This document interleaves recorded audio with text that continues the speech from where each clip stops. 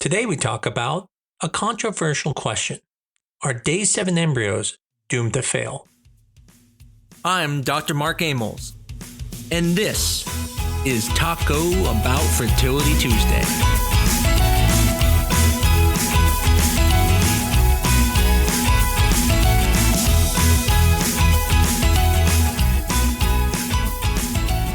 Now, if you weren't aware of this, you are now.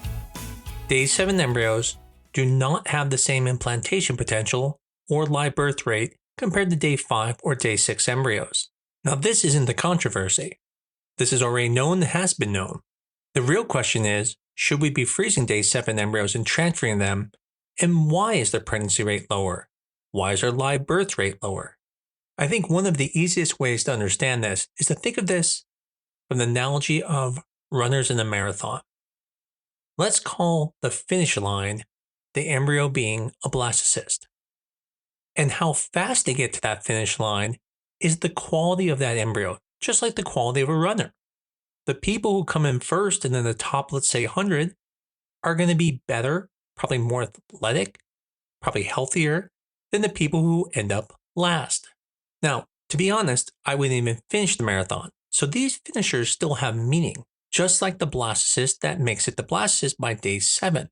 But on average, the people that are not as competitive are not going to finish first. They're going to be finishing later. And so in the same principle, the same thing is happening to Day-7 embryos. They're making it to the blastocyst stage. They're getting to the finish line, but they're taking longer to do it.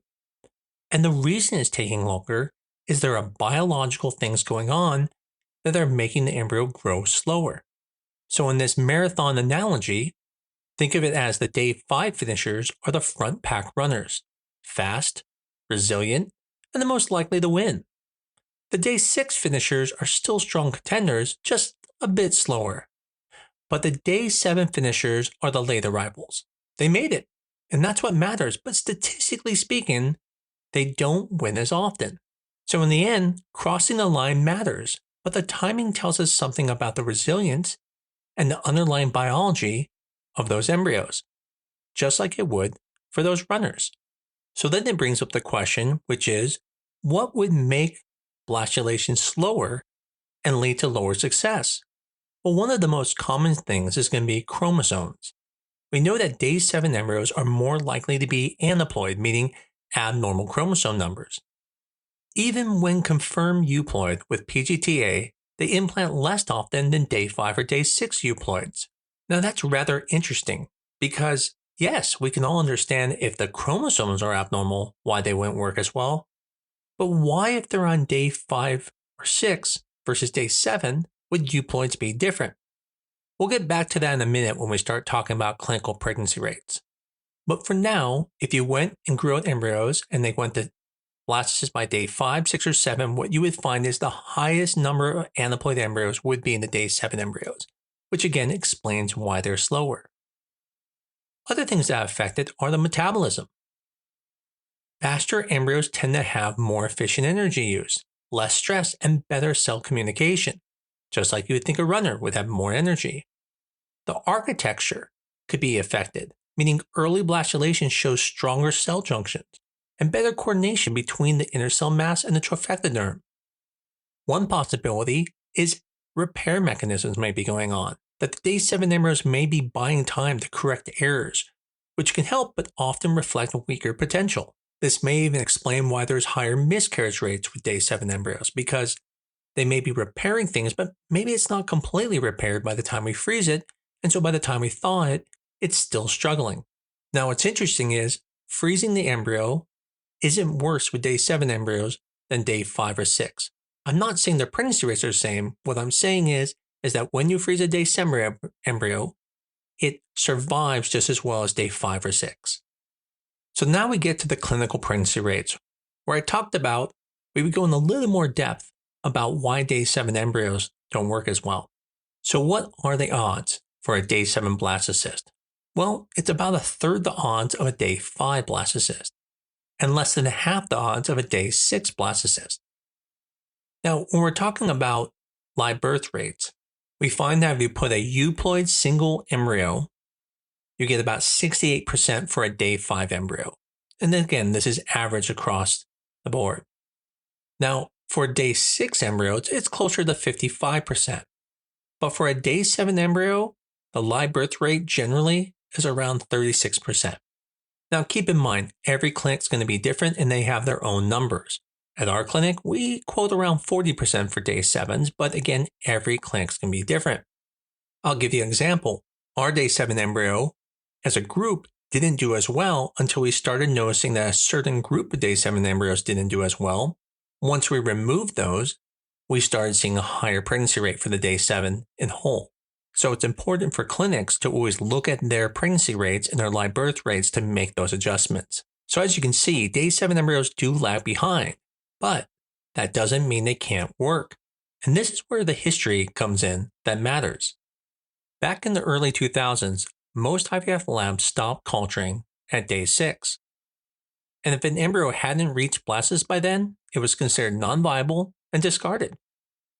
Day 7 embryos weren't even given a chance. Now, it's important to understand that back then, we weren't as good at culturing embryos out to day 7. So a lot of them didn't even make it. But this all started to change in the late 2000s. A 2008 case report described a twin pregnancy from 3 frozen thawed day 7 embryos. Suddenly, the assumption that too late means no chance was being challenged. Then, in 2010, 2 innovations changed the practice. 1, better lab systems. Now, the incubators, the culture media allowed safe growth to day 7. The second, vitrification. Now, all of a sudden, fast freezing made it possible to preserve any good blastocysts, even on day 7, with high survival rate. And this is because there was less stress on the embryo with vitrification versus the slow freezing method in the past. Around this same time, freeze-all cycles became the common. So labs weren't pressured to transfer fresh embryos on day 5. They could watch embryos longer, freeze them, and then pick the best embryo to transfer in the future. This also meant that some late bloomers could be frozen. By 2020, the consensus had completely shifted. The meta-analyses were confirming that while the prognosis was a little poor with day 7 embryos, they do not support the discharge of slow blastulation embryos. In non-medical terms, they were saying, don't discard the embryos just because they're day 7. And now it's the common practice for most clinics to watch the day 7. So in the marathon terms that we talked about, 20 years ago, day 7 runners weren't even allowed to finish the race. Now, we know some of them can cross the finish line and win, even if they're not the favorites. Now, earlier I talked about how most of these embryos on day 7 are going to be chromosomally abnormal. So you would think then PGT-A would let us know which ones are good, and we won't have to worry about the chromosomal abnormality, and then they would be the same chances as day 5 and day 6 embryos. But you would be wrong. And what we find is, yes, a euploid day 7 is going to do better than randomly selecting a day 7 embryo that wasn't tested. But what we find is it's still far behind a day 5 embryo that's euploid. Matter of fact, at our clinic, when we started looking at day 7 embryos, we found that our day 7 embryos that were CC grade had almost zero chance of working if there was no testing done on them and they were just randomly picked. And then even with PGT-A, we found that almost rarely did anyone ever get pregnant with a day 7 embryo if it was a CC grade. So taking longer to become a day 7 embryo and having poor morphology showed us that these embryos, although would do well on day 5 or 6, were not doing well on day 7. So we adjusted our criteria. But the point here is PGT-A cannot fully erase the disadvantage of slower development. Timing itself carries some type of biological meaning. And if you think about it, it just makes sense. It's going slower because it's struggling. And I've brought up this concept before. If I'm going to die in 10 days and you freeze me for 10 years, when you thaw me, I'm still going to die in 10 days. You just postpone my death. And so when we see these embryos on day 7 and then we freeze them, are we just postponing their death? Were they maybe not going to make it anyways? Now, although we don't have the full answer to that, we do know they do have lower implantation potential and lower live birth rates. But what I would tell you is, 40% is still pretty dang good. Sure, I like hearing 60 and above, but 40% isn't that bad.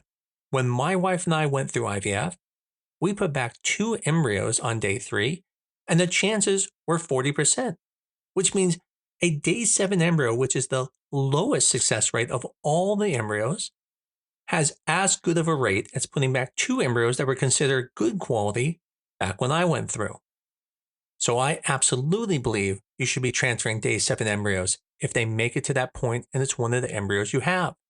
Clearly, you want to put back your better embryos first, but I don't even think it's wrong to pick a day 7 over a day 5 or 6 if maybe the gender is the one you want. That's not unreasonable. Just understand your pregnancy rate will be a little bit lower. So if you're one of those patients who does have a day 7 embryo, the way you should look at it is this. If you have a day 5 or day 6 embryo, start there. Those are your front runners in the race. If all you have is a day 7 embryo, don't lose hope. Many healthy babies have been born from day 7 embryos. Think of it as lower probability, but not no probability. As I mentioned before in prior podcasts, because the media is becoming so routine to be made and labs aren't making themselves, almost all clinics are getting better and better. And what that means is maybe someday we'll be doing day 8s as we get better and better at culturing. Now, just because your clinic doesn't freeze day 7 embryos doesn't make them bad. Every clinic's going to have different policies. But if yours does freeze by day 7, then that may be just another opportunity for your embryo to have a chance.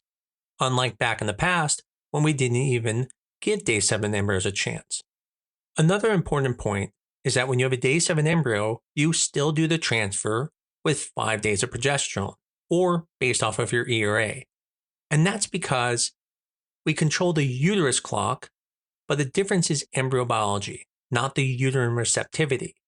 So the embryo took until day 7 to get to the end, but the moment where it's at, which is the blastocyst stage, is timed with the uterus still. And this is true for day 5 and day 6 embryos. The stage at what they're at is when we're putting in the uterus, but we don't adjust the progesterone just based off of the day that they're frozen on. So we go back to the original question. Are day 7 embryos doomed to fail? Absolutely not. But they're late finishers in the marathon. Less likely to win, yet still capable of a victory. The point is, if you're holding on to a day 7 embryo, it's hope worth holding on to. If you or someone you know has a day 7 embryo, let them know about this podcast.